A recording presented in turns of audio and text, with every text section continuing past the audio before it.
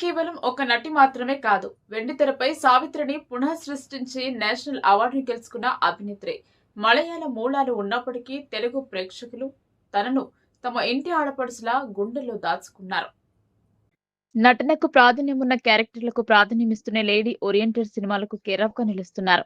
'నేను శైలజ' అంటూ మొదలైన ఆమె ప్రయాణం మహానటిగా శిఖరాగ్రానికి చేరింది.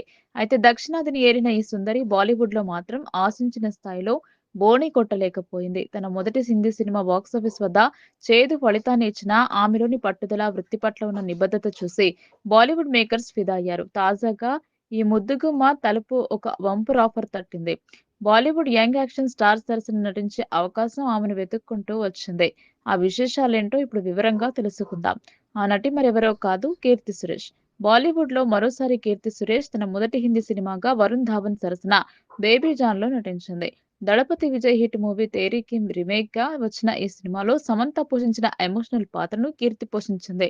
అయితే తెలుగు, తమిళ భాషలో సంచలనం సృష్టించిన ఆ కథ బాలీవుడ్ ప్రేక్షకులను మెప్పించలేకపోయింది. దీంతో కీర్తి తొలి అడుగు సరిగ్గా పడలేదు. కానీ సినిమా ఫలితం ఎలా ఉన్నా పెళ్లి చేసుకున్న కొద్ది రోజులకే బాధితుగా ప్రచార కార్యక్రమాల్లో పాల్గొని తన ప్రొఫెషనలిజం చాటుకుంది. ఆమె డెడికేషన్‌కు మెచ్చిన బాలీవుడ్ నిర్మాతలు ఇప్పుడు టైగర్ ష్రాఫ్ హీరోగా రూపొందుతున్న ఒక భారీ యాక్షన్ సినిమాలో కీర్తిని హీరోయిన్‌గా ఎంపిక చేశారని తెలుస్తోంది.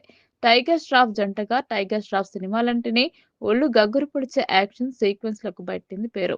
ఇప్పుడు ఆయన సరసన కీర్తి సురేష్ నటిస్తుండడంతో ఈ కాంబోపై ఆసక్తి పెరిగింది.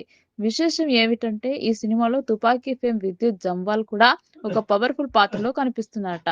ఇద్దరు యాక్షన్ స్టార్లు ఉన్న సినిమాలో కీర్తి పాత్ర ఎంత బలంగా ఉంటుందోనని అభిమానులు